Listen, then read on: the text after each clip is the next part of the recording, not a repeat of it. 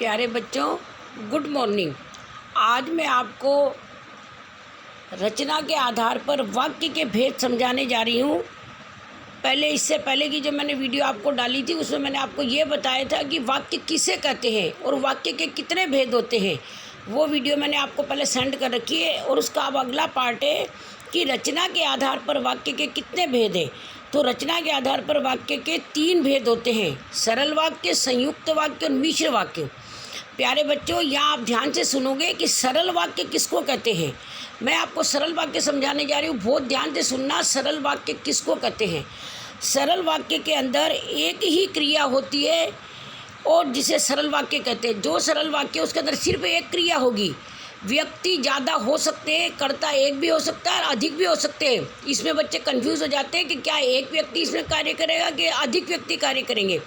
तो व्यक्ति तो ज़्यादा हो सकते हैं लेकिन क्रिया और विधेय एक ही होगा। विधेय मैंने आपको समझाया है, जो कार्य जिसके द्वारा पूरा किया जाए उसको विधेय कहते हैं। व्यक्ति कौन है और क्या कार्य कर रहा है उसको विधेय कहते हैं। जो कार्य वो कर रहा है वो विधेय कहलाता है। आपको उद्देश्य और विधेय समझ में आते हैं। उद्देश्य कर्ता स्वयं करने वाला कार्य और विधेय जो कार्य वो कर रहा है वो विधेय कहलाता है। तो इसके अंदर व्यक्ति एक और एक से अधिक हो सकते हैं लेकिन क्रिया सिर्फ एक होगी कार्य करने की। अब मैं आपको कई सारे उदाहरण दूंगी, उसमें आपने समझना है ध्यान से। इन उदाहरणों से आपको स्पष्ट समझ में आ जाएगा सरल वाक्य किसे कहते हैं। मोहन ने बस चलाई, सोहन ने रेलगाड़ी को चलाया, मोहन ने खाना खाया, मोहन चल रहा है, मोहन दौड़ रहा है, मोहन ने पुस्तकें दी, मोहन ने दौड़ लगाई। ये सरल वाक्य की क्रिया है। इसके अंदर बहुत से व्यक्ति भी हो सकते हैं। 25 लड़कों ने दौड़ लगाई, 50 बच्चों ने दौड़ लगाई, 75 लड़कों ने दौड़ लगाई, 100 लड़कों ने दौड़ लगाई। अब मेरा आशय आप समझ गए होंगे कि एक व्यक्ति कार्य करेगा तो भी सरल वाक्य और बहुत सारे व्यक्ति कार्य करेंगे तो भी सरल वाक्य। लेकिन इसके अंदर अधिक व्यक्ति है लेकिन क्रिया सिर्फ एक ही हो रही, दौड़ने की, और विधेय कौन सा हो रहा, सिर्फ दौड़ लगाना।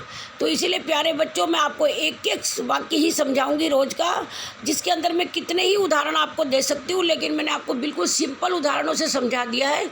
इससे आप बिल्कुल एक फिक्स दिमाग में बिठा लेंगे। इससे ज़्यादा आपको इसके आगे पीछे सोचने की कोई ज़रूरत नहीं है।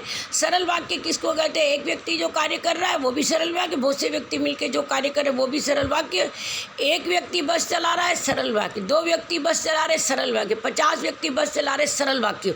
अब आपको सरल वाक्य समझ में आ गया होगा। सिर्फ क्रिया एक ही हो रही है, व्यक्ति चाहे कितने ही हो। बस आज के लिए मैं सिर्फ इतना ही समझाऊंगी, क्योंकि अलग अलग समझाऊंगी, इसलिए आपके दिमाग में क्लियर आप बिठा लो सरल वाक्य किसको कहते। जब मैं अगला वाक्य समझाऊंगी तो आप सरल वाक्य को दिमाग में नहीं लाएंगे, फिर दूसरे वाक्य पे दिमाग दोगे।